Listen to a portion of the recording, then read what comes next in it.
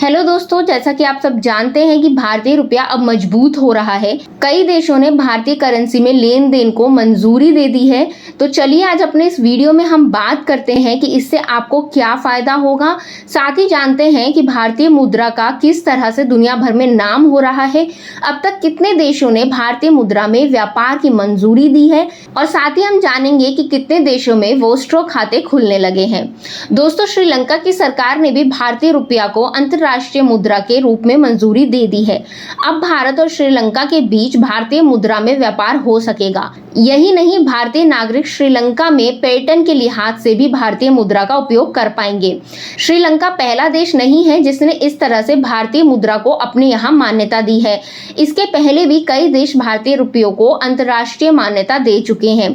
इससे साफ है कि भारतीय रुपया का दुनिया भर में बोलबाला बढ़ने लगा है। यूं कहें कि अब भारतीय मुद्रा डॉलर और पाउंड को टक्कर देने की तैयारी में है तो गलत नहीं होगा।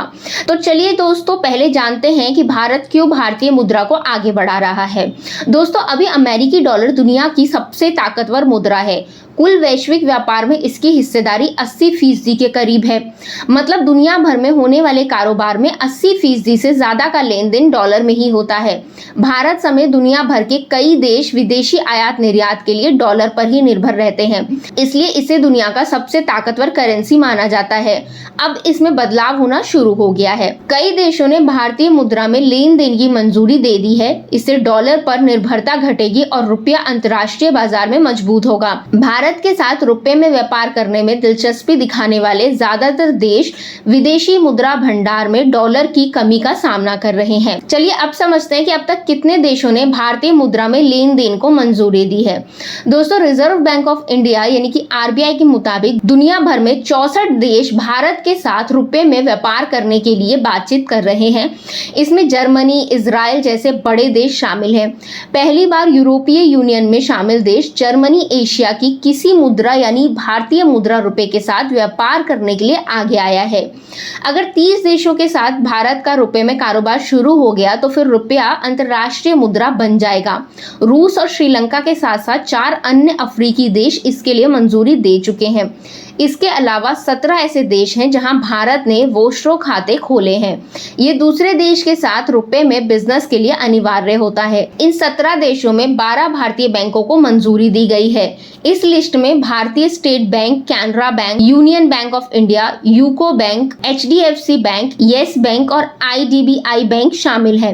इसके बाद अगर कोई भारतीय खरीदार किसी विदेशी व्यापारी के साथ रुपए में लेन देन करना चाहता है तो सारी रकम वोस्ट्रो खाते में जमा की जाएगी। जब भारतीय निर्यातक को सप्लाई किए गए सामान के लिए भुगतान करने की जरूरत होगी तो इस वोस्ट्रो खाते से कटौती की जाएगी और पैसा निर्यातक के खाते में जमा किया जाएगा। तो अब समझते हैं कि भारत और भारतीय लोगों को इससे क्या फायदा होगा। दोस्तों, आर्थिक मामलों के जानकार प्रोफेसर प्रहलाद कहते हैं कि अभी तक दूसरे देशों से व्यापार के दौरान डॉलर खर्च करना पड़ता था।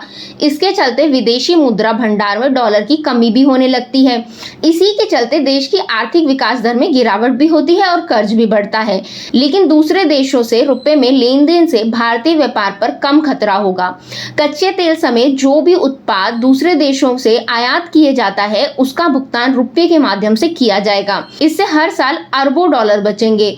मुद्रा की अस्थिरता से सुरक्षा मिलेगी। इससे कारोबार की लागत घटेगी और व्यापार का बेहतर तरीके से विकास होगा। यही नहीं, डॉलर समेत विदेशी मुद्रा भंडार रखने की जरूरत भी कम होगी। विदेशी मुद्रा खासकर डॉलर पर निर्भरता घटने से भारत पर बाहरी प्रभावों का कम असर होगा। उन्होंने आगे कहा कि रुपए में व्यापार बढ़ने के साथ ही रिजर्व बैंक ऑफ इंडिया को भारतीय मुद्रा के लिए खरीदार तलाशने की जरूरत नहीं होगी। इससे भारतीय रुपए की डिमांड में इजाफा होगा। विदेशी बैंकों को कन्वर्जन फीस नहीं भरने से जो रकम जमा होगी वो देश के भीतर काम आएगी। प्रोफेसर प्रहलाद के मुताबिक अंतर्राष्ट्रीय व्यापार में रुपए के इस्तेमाल से आम आदमी को भी कई लाभ होंगे। इसमें सबसे बड़ा फायदा महंगाई से मिलेगा।